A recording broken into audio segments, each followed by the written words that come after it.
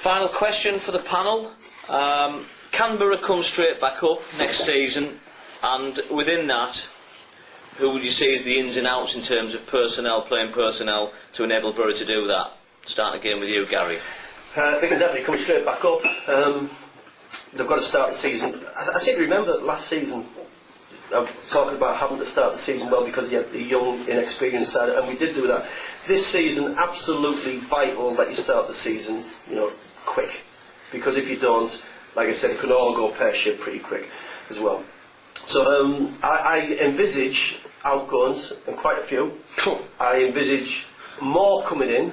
I envisage more experience coming in, a lot more experience, because I don't think that arena is the place you can get by with predominantly kids. But having said that, I do feel that the academy will play a big part in it. So I'm looking at the academy products cutting their teeth, if you like, in the championship, and I think they can. I think a lot of those players can do that, but they do need a hand, and I think they need a hand with experienced, solid, experienced players right the way down the middle of that side. Eric? Yeah, I mean, you can't argue with that. I mean, they know what they have to do. They want to get out of it the first attempt. They know what sort of a team you have to put together. They're looking for players not only with championship ability, experienced guys who've been there near the top of the league, know what's needed to get out, but also they are going for one or two old heads, as I understand it, guys maybe coming towards the end of maybe Premier League careers, who they can bring in to add somebody at the back who will do the shouting and the pointing that we haven't had. I mean, to be absolutely honest, I don't care how many go, to be absolutely honest. The players have not quite done it. There isn't a steal in the side. But they all have to be replaced, and the squad, as an experienced squad, must be bigger than it was last season. And I think they know that, and I think they're the lines that will work along. I don't think the championship is anything to be frightened of. It's all right saying, yeah, there are tough sides and you've got to work harder. I think we'll put together a side that's capable of doing that. Championship, well, I think it's hypothetical at the minute. We don't know what players we're going to bring in.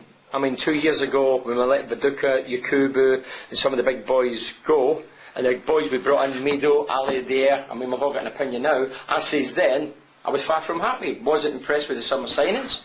And I think I've been proved right. People within the club had to go at me saying, oh, he's getting at that and he's not on my signings.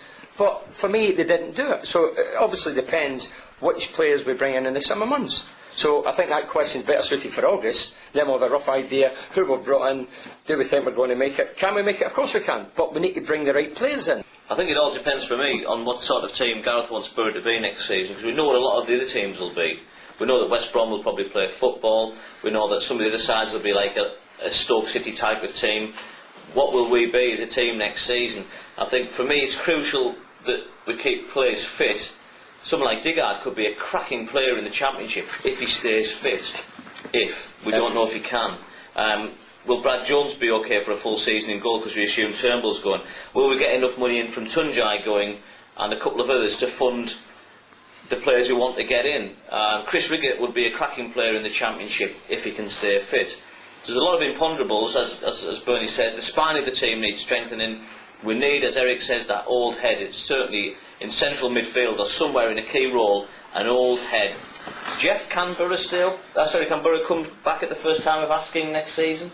Was that a fraudulence? I'll start again. I'd leave that in. Right. I personally would leave that in, because if he doesn't get it right with the transfers, then we're talking about promotion.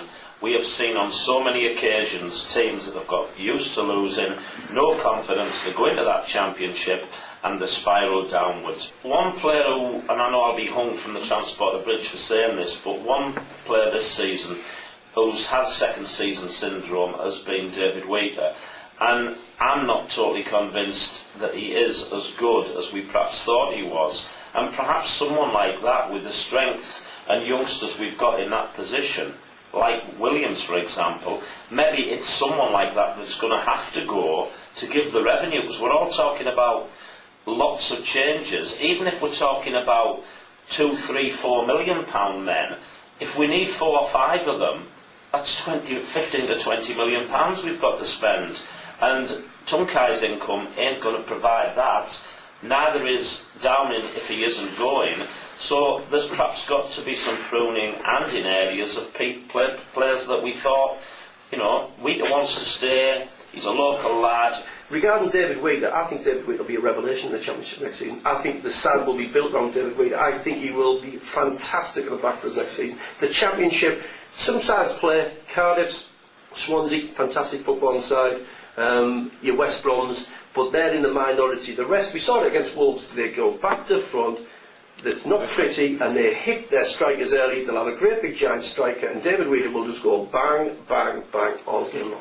And I think it'll be a linchpin for us at the back. John? Yeah. Basically, we need to get this right. We need to get it right quickly. Season starts early in August. We need to hit the ground running. You know, crowd will turn. If he doesn't get it right, we need signings in there. I've gone through the team and obviously just looking at things that and people who would go. I reckon there'll be 13 go out of that side. You know, At least a 5-a-side team, John. Point of the Masters. But that, you know, the Championship, it's going to be a season of attrition at the end of the day. You know, we've had people whinging about how many games in the Premiership. You know, we've got 46 games. Yeah. You need a big Plus the squad. Carling Cup, you need that strength in depth. Vic, your fan. Come on, Vic, finish with a good one. Straight back up. Okay, well, I think Boro should come back up, and I'm looking forward to it, to be quite honest, after years and years of mid-table teething in the Premiership. I think, because we're caught in this little bubble of Teesside negativity, and we've had a bad season and blah, blah, blah, people sometimes forget that when we go down, Boro will actually be quite a big draw. We're one of the big hitters financially at that level, and although we are caught up in how bad it's been the last couple of years, people outside the area, players, potential employees, look at this club and they see a decade of glory, of Wembley, of Eindhoven, of a big stadium, fantastic training facilities, the best chairman in football. We should be able to have our pick and choose choice of players at that level. There's no reason why we can't put together a really good team. And I think we've already got the basis of a decent side there anyway. And you mentioned Rhys Williams, but also Adam Johnson, Grounds, McMahon have all had really good spells at that level and have proved that they can do it. We've got the likes of other young, Digard you mentioned, Emnes we might see something from next year. And then if you put on top of that 5 or 6 good, experienced pros, I mean we've struggled because the average wage of a Premier League player, average wage is 690,000 and we're struggling to pay that. But the average wage in the Championship is 190,000. We could comfortably cut our wage bill by half, still be the biggest payers in that league and get a really good... But it's getting the right players in, Vic.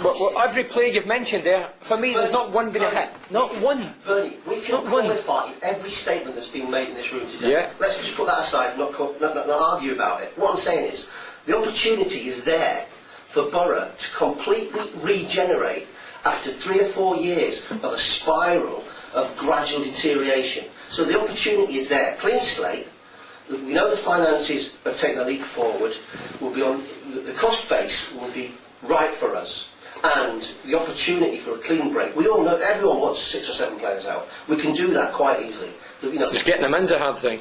Decent ones, good But signing. my understanding is the first season down, we are going to maintain the wage bill. Yeah, It'll exactly. be high. It'll be probably higher than anybody else's in the half a league. dozen really good players from the from the Championship. I'm not saying that we're going to get it right. What we're saying is the opportunity is there for us to completely regenerate the club and give us a shot in the arm that we've needed now since we came back from Eindhoven. The only problem... And the opportunity is there. I think there's 2 things. One is get the players in.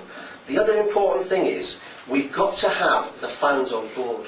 We've got to have that stadium buzzing on day one.